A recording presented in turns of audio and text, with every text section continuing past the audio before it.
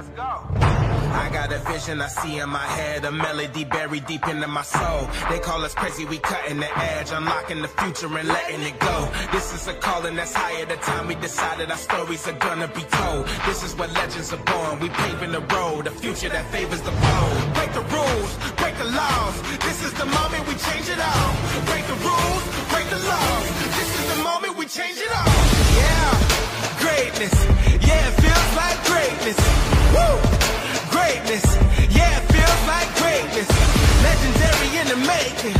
Reach out and we take it. Not to emerge, we on the verge, and it feels like greatness. Something coming, I can feel it. Deep down in my spirit. Revolution, it's a new day. Time to redefine the limits. So vivid, I can see it. So loud, I can hear it. So they calling me a madman, but the future belongs to the fearless. Break the rules, break the laws. This is the moment we change it all. Break the rules, break the laws. This is the moment we change it all.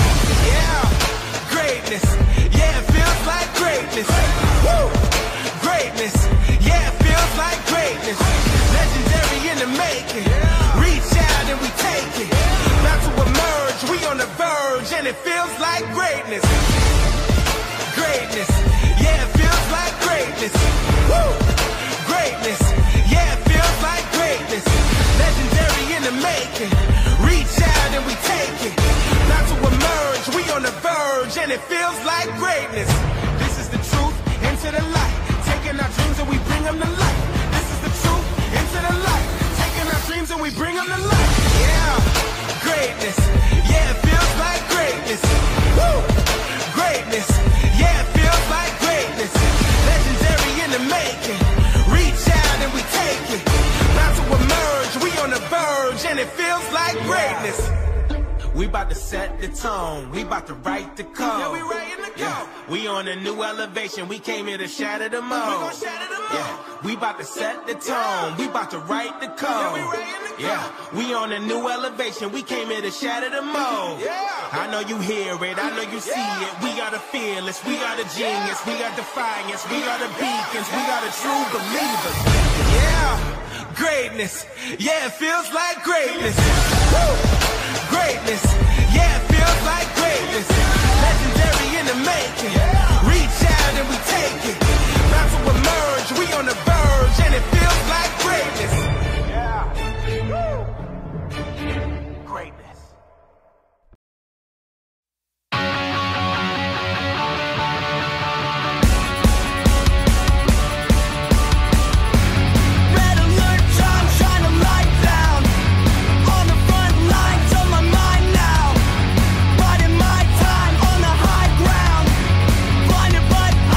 Alive.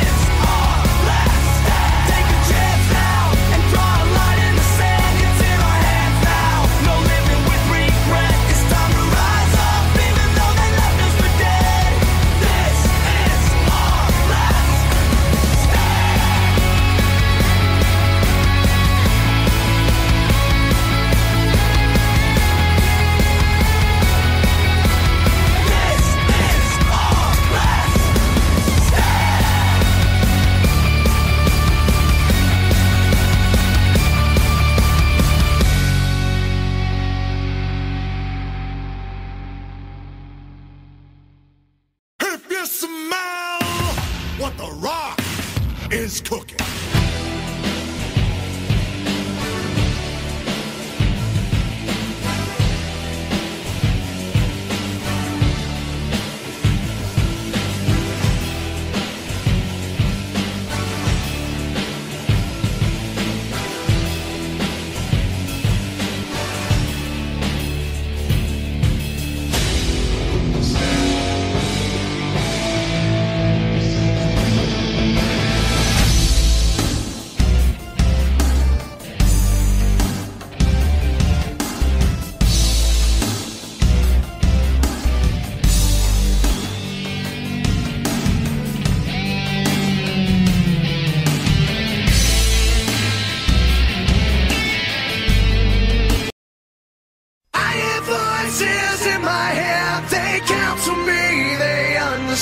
They talk to me.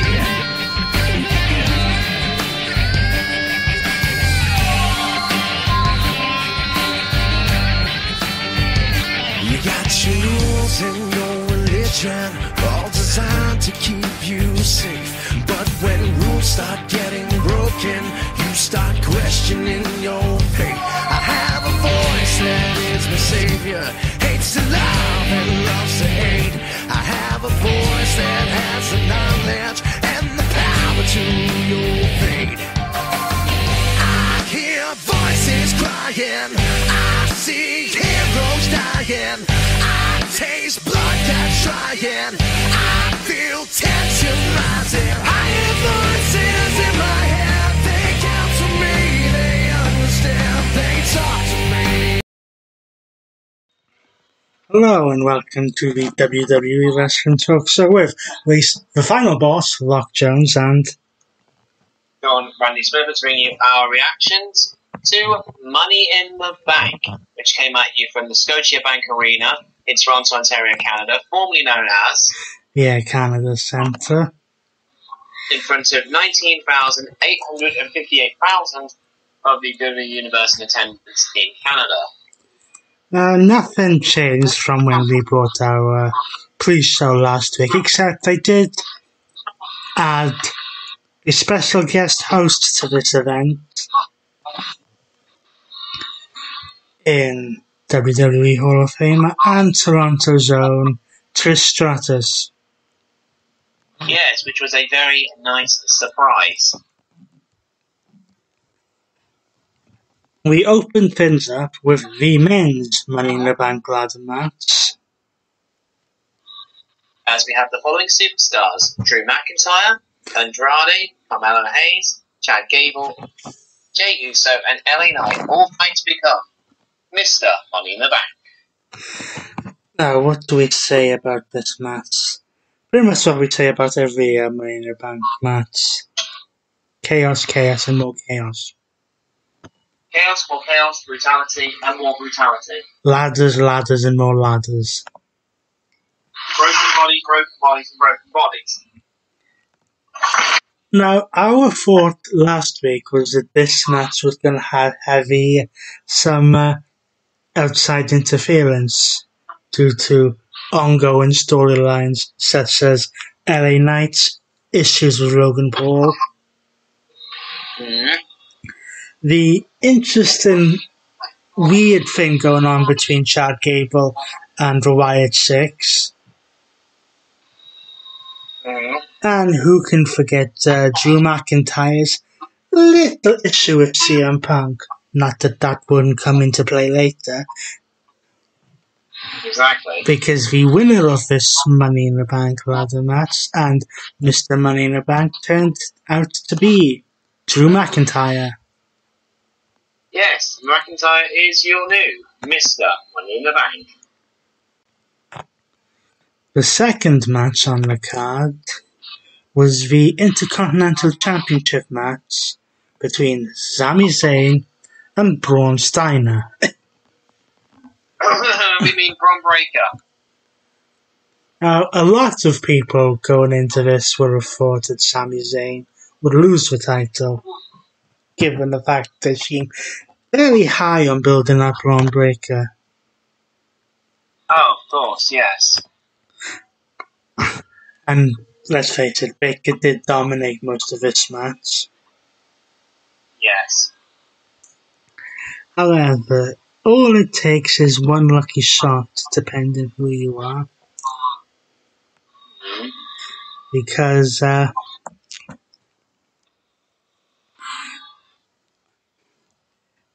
countering a spear from Mr. Baker, Sami Zayn was able to hit the Haluva kick and pin Baker to retain the championship. Some people, was a surprising outcome. Yeah, well, they still seem to be treating Sami Zayn a bit like a former superstar by the name of Daniel Bryan, as you don't think he's going to win, but he finds a way to win. Some people may complain and say that this is going to hurt Braun Breaker's momentum. Not necessarily. No, they're building him up. Losing his first championship match on the main roster is not going to hurt him. And remember who's in charge of creative these days. Triple H. Before we get to the next match, there was a little bit of a surprise. Yes, there was. Trish Stratus came out onto the stage, and in the same arena she retired in 2006, introduced John Cena. Yes, we can see him. Yes, well, people, of course, excited to see him, but this is the second year in a row he showed up at Money in the Bank, doing the same thing in London last year. Yes. However, the fact that he came out wearing a t-shirt saying John Cena Farewell Tour 2025 and holding up a towel saying the last time is now did alarm a few people. Yes, because John Cena announced that he will be retiring. Yes, John Cena's in-ring career will end in 2025. During this announcement, he announced that the Royal Rumble in 2025 will be his last. The Elimination Chamber in 2025 will be his last. And that WrestleMania 41 will be his last as an in-ring talent. In the press conference after Money in the Bank, he did elaborate on this in a while to say that he would be wrestling in the entire year, on and off, from January to December. Pretty much. Then we had our women's match. No, we didn't. No, we didn't. Before that, we had the World Heavyweight Championship match. Oh yes, with a very big stipulation. With Damian Priest defending against Seth freaking Rollins, with the stipulation that if Rollins won, Priest had to leave for Judgment Day. And if Priest won, then Rollins could no longer challenge for the championship. As long as Priest is still holding the championship. However, towards the end of this match, well, there's two things to note towards the end of this match. Mm-hmm. The first thing is what appeared to be a fairly obvious bot. Yes, very. Because Rollins hit Priest with a Falcon Arrow. Except Priest, for some reason, failed to kick out, forcing the referee to stop the count just before his hand was going to hit the mat for 3. Going back to watch it, it looked like what happened is that just before the Falcon Arrow, Priest was hit with a knee from Rollins, so might have hit Priest a little loopy, so he forgot to kick out. But then following this, Drew McIntyre's music hits. Yes. And the singles match is suddenly turned into a triple threat match. Now, where has that happened before with a Money in the Bank?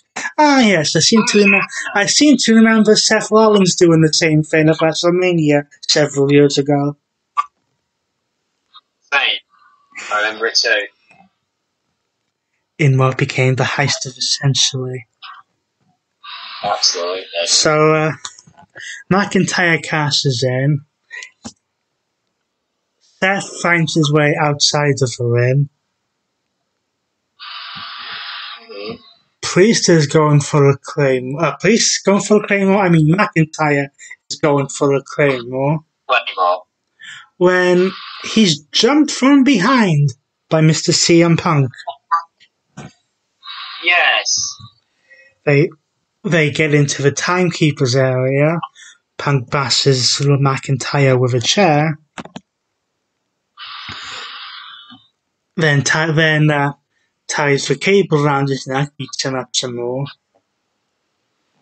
Yeah. Then grabs the World Heavyweight Championship. Mm-hmm. And hits McIntyre with it, allowing Priest to recover. Hit the Staff of Heaven, choke slam. 1, 2, 3. Priest is still champion.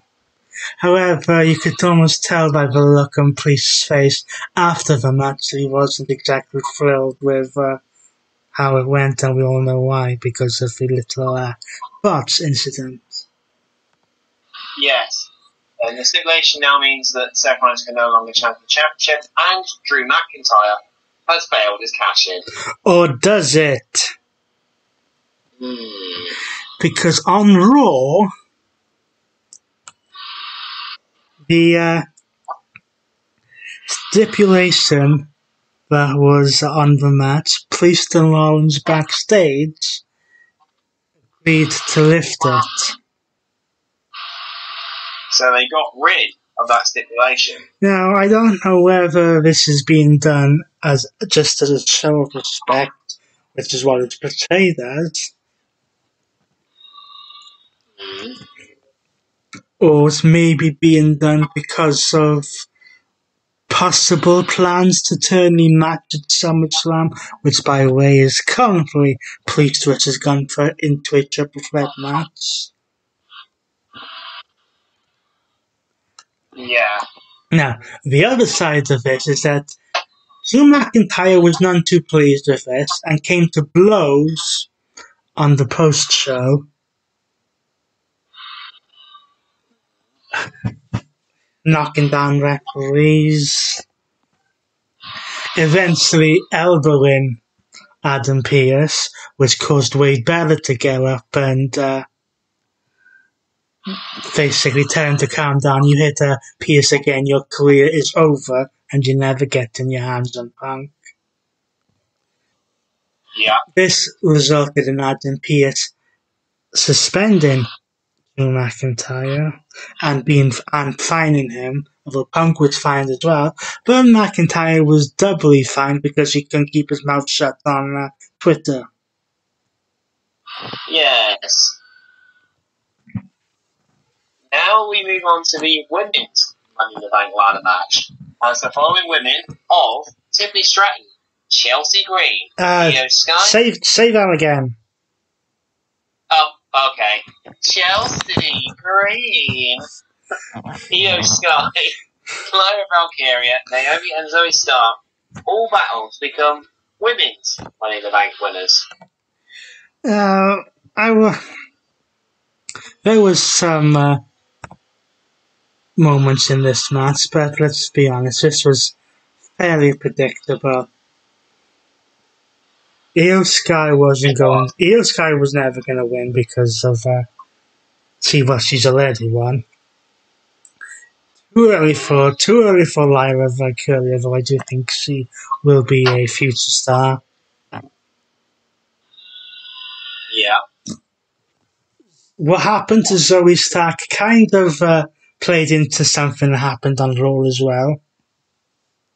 Of course. There was only really two candidates in this match.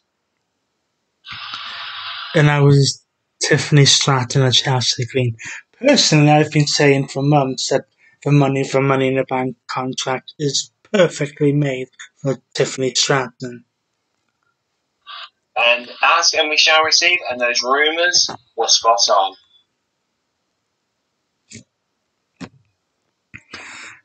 Tiffany Stratton wins the briefcase. Yes, and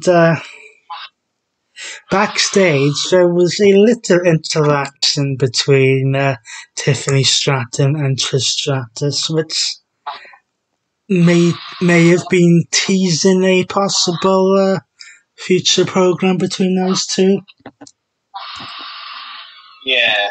Which would be interesting, and of course, Trish has gone on record several times, even before the program with Becky Lynch, that if she's going to come back, it's going to be to do something interesting and new.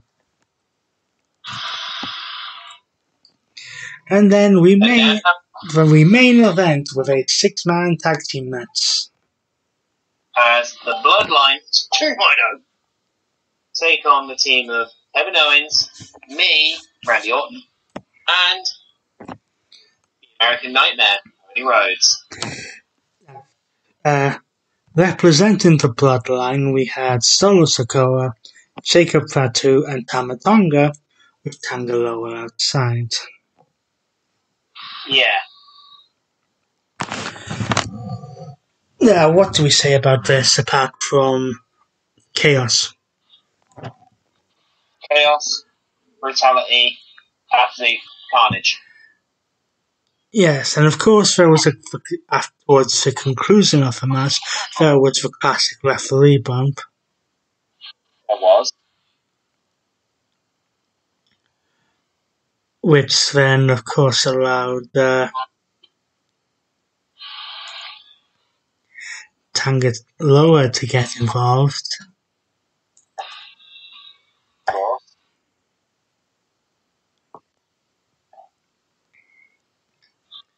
And Jacob Fatu hit Rhodes with a DDT and holding him up for Solo Sikoa to hit a Samoan spike and pin Cody Rhodes. And that detail of Cody Rhodes being the person to take the pin is very important.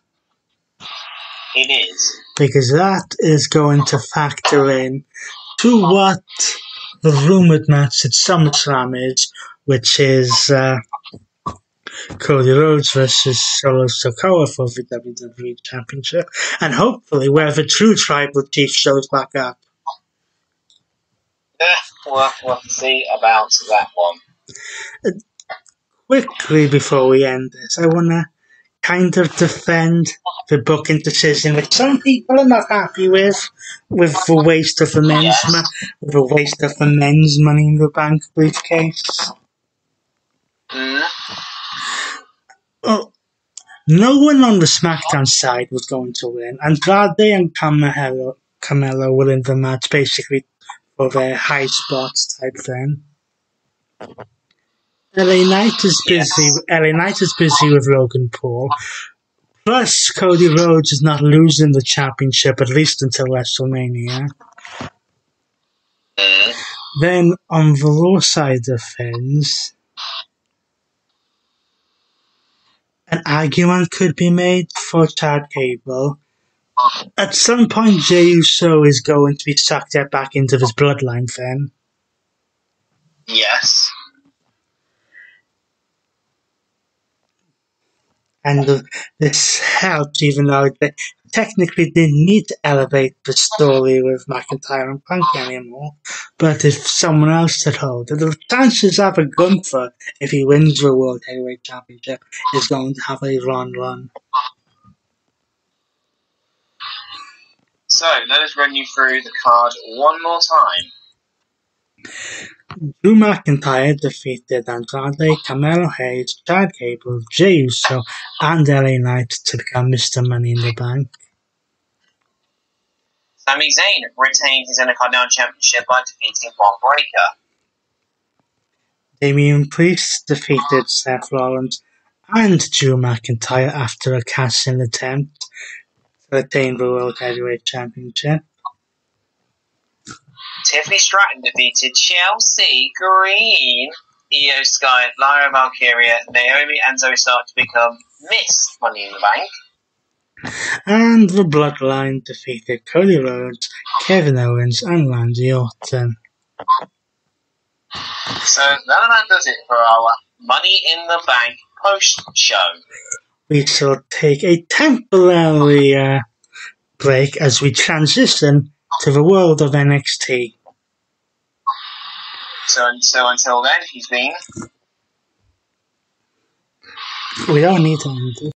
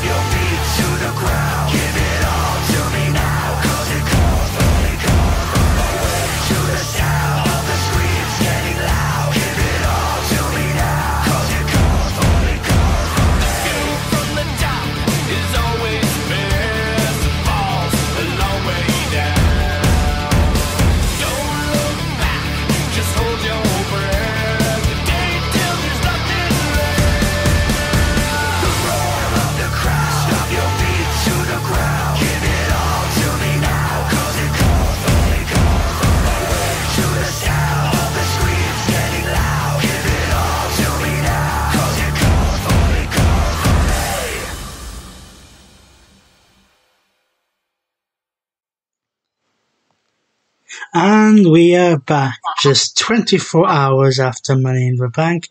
It was the turn for the superstars of NXT to shine. It was indeed. And we had one pre-show match. Oh, of course we As did. we have a women's tag team match, as the team of Carla Petrovich and Ariana Grace defeated JC Jane and Jasmine Nooks in a tag team match.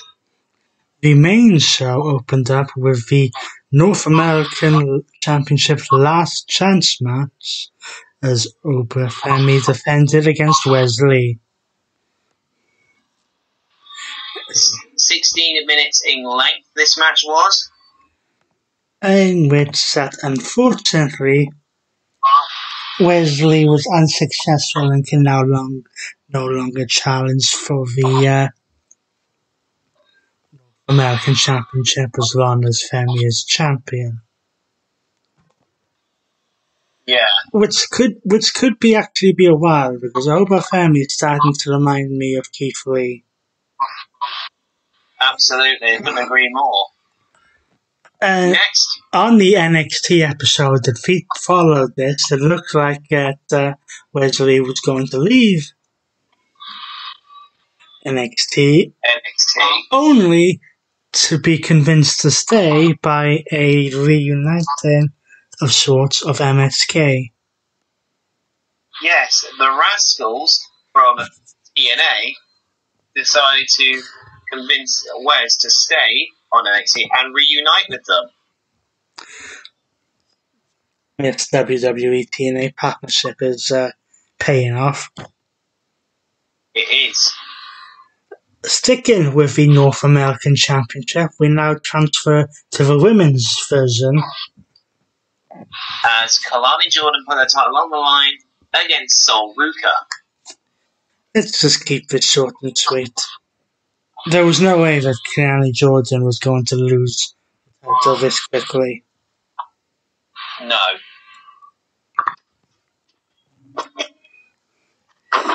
In the Tag Team Championship match, Nathan Fraser and Axiom defended against Chase University. Yeah, against Chase U of Andre Chase and Duke Hudson. Given the fact that Chase U acting a bit iffy at the minute, there was maybe some speculation that they could be the winners of this and come out as tag team champions. However, Nathan Fraser and Axiom seem to, for the moment at least, have a stranglehold on the NXT Tag Team Championships. Yes. Next, we had a match for the NXT Women's Championship as the Prodigy Roxanne Perez put her title on the line against former MMA fighter turned wrestler Lola Vice. Lola Vice has been waving a huge wave of momentum recently, with wins over Shayna Baszler at Battleground, and is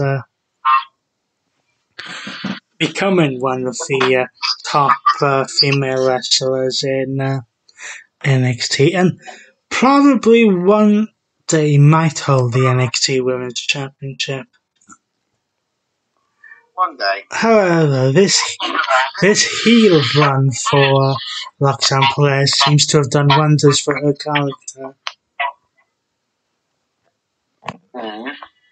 as she is still the NXT Women's Champion,